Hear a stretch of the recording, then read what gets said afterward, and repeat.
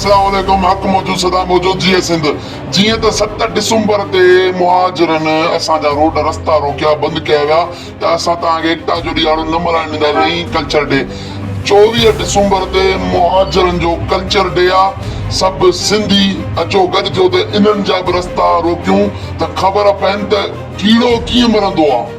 ठीकु आहे, भेण जे चुरनि खे ॿुधायूं त कीअं कंहिंजी सिंधियुनि जी रस्ता रोक कबी आहे, कीअं सिंध जे मालिकनि जी रस्ता रोक कबी आहे। हक़ मौजूद सदा मौजूद जी सिंध।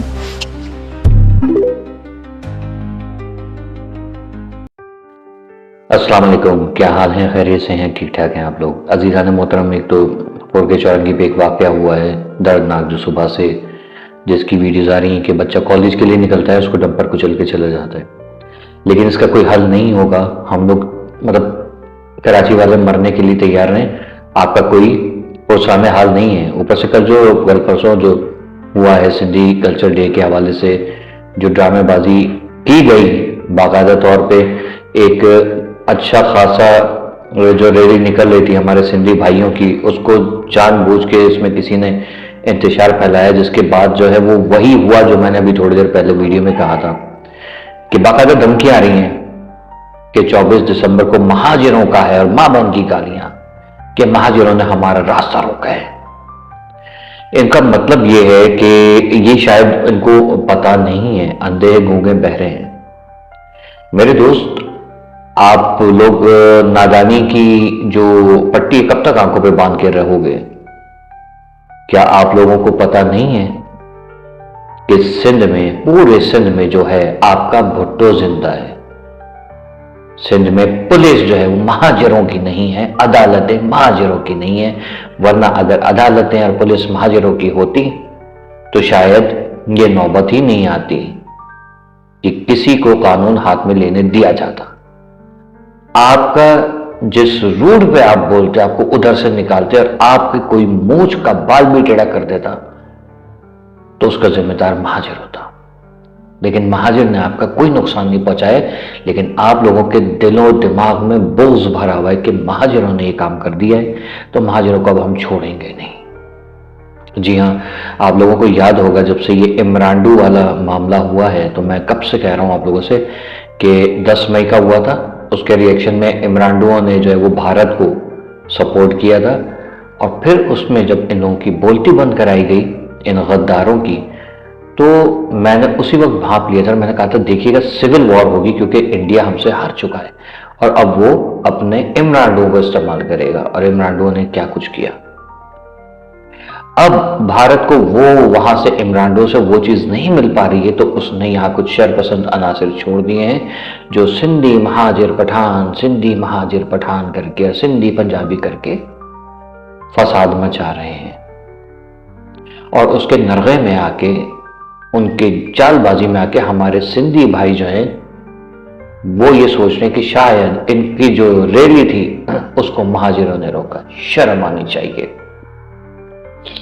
मेरी जान, मेरे भाई, मेरे दोस्त, अंधे गूंगे बहरे नहीं बने। क्या आपको पता नहीं है कि ला इल्म रहना भी एक गुनाह है, कि जानबूझ के ला इल्म रहना और लोगों को गलत बयानी करना वो भी बहुत बड़ा गुनाह है। लेकिन लगता है कि कुछ लोगों ने तय करके रखा हुआ है कि नहीं, फसाद दर फसाद करेगा कोई, भरेगा कोई। ये कब तक चलता रहेगा? और फिर जो लोग कह रहे हैं कि सॉरी टू से अल्ताफ हुसैन एक माफिया था, अल्ताफ हुसैन माफिया था या नहीं था मुझे नहीं पता। उस दौर में जो हालात हुए मैंने देखे कि ये हालात हुए हैं। मेरे पास कोई सबूत नहीं है कि ये अल्ताफ हुसैन करा रहा था।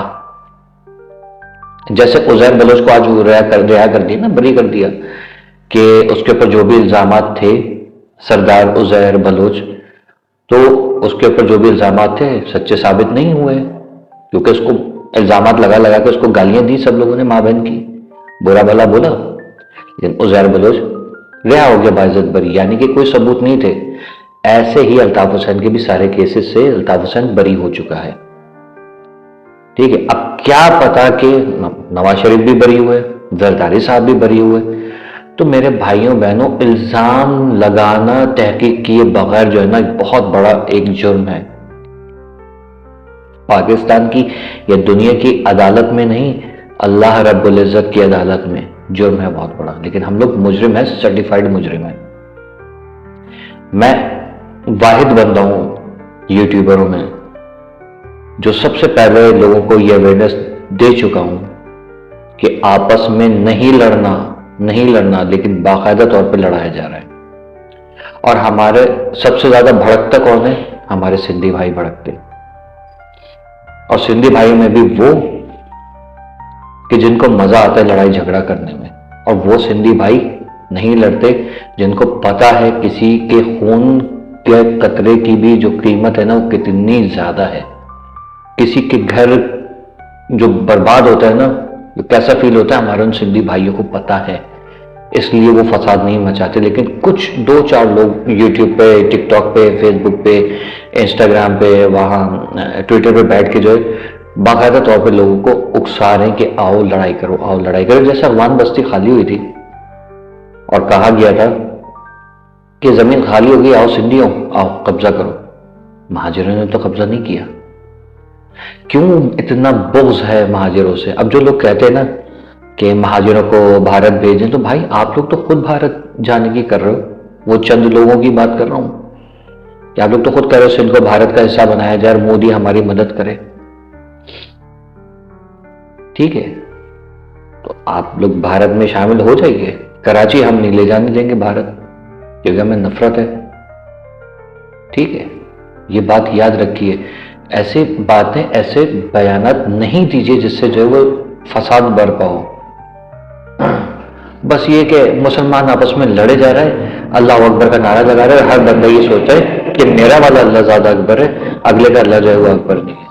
अल्लाह मेरे साथ है, उसके साथ नहीं। जैसे इमरान खान और उसके जाहिल अवाम, जाहिल पैरोकार जो है उस वक्त फसाद मचा रहे हैं। सर्टिफाइड जाहिलों के टोला, सर्टिफाइड जाहिलों का टोला। इनसे पूछो कि क्यों सपोर्ट कर रहे हो? वो लीडर है, वो बहुत बड़ा लीडर है, बहुत मशहूर है। काम क्या किया उसने? घंटा किसी को कुछ पता है?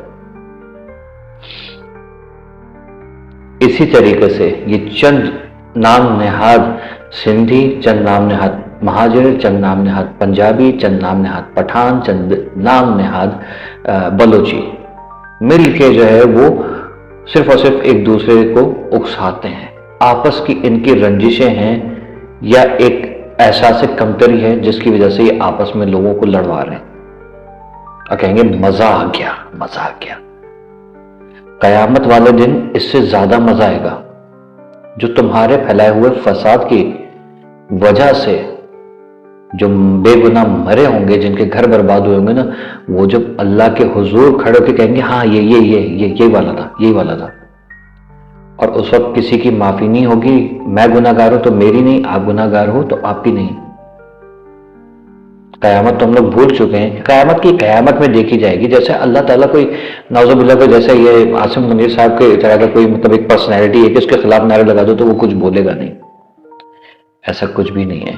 वो रब्बे कायनात है, हर शय का मालिक है और उसकी मर्जी है, जिसको चाहे जन्नत में डाले, जिसको चाहे जहन्नुम में डाले।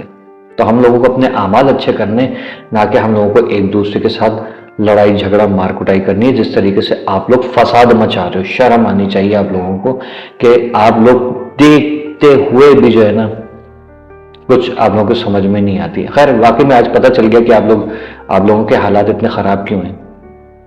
अगर आप लोगों को अकल होती तो आज ये जो सॉरी टू से पीपल्स पार्टी जो 58 साल से हुकूमत कर रही है सिंध में ना, आप लोग की हाल नहीं होता। क्यों? आप लोग सिर्फ और सिर्फ सुनी सुनाई बातों के ऊपर यकीन करते हो और हो सकता है आप लोग यही सोचते हो कि भुट्टो भी महाजिर था और भुट्टो ने जो है वो पूरे सिंध को तबाह कर दिया। या ऐसी एक मिसाल के तौर पर बात कर रहा हूँ, या ये जरदारी साहब जो ये भी महाजिर है, हो सकता है आप लोग को यही बताया जा रहा हो। अपने हक के लिए सही तरीके से आवाज उठाइए, फसाद ना करें। जो 24 दिसंबर को महाजिर कल्चर डे है ना, उसमें हमारा कल्चर है कलम दवात। ठीक है, कलम दवात किताब, ये हमारा कल्चर है। लड़ाई झगड़ा हमारा कल्चर नहीं है। वो हिंदुओं के साथ था, भारत के बनियों के साथ, अंग्रेजों के साथ, सिखों के साथ। आपके साथ नहीं है, ना कभी होगा। मैं जब तक मेरे पास ये फैसिलिटी मौजूद है, मैं कम से कम अपने भाइयों को लड़ने नहीं दूंगा आपस में, मेरा इंशाल्लाह वादा है ये। आप लोग भी इजहार यकजहती कीजिएगा। अल्लाह हाफिज़।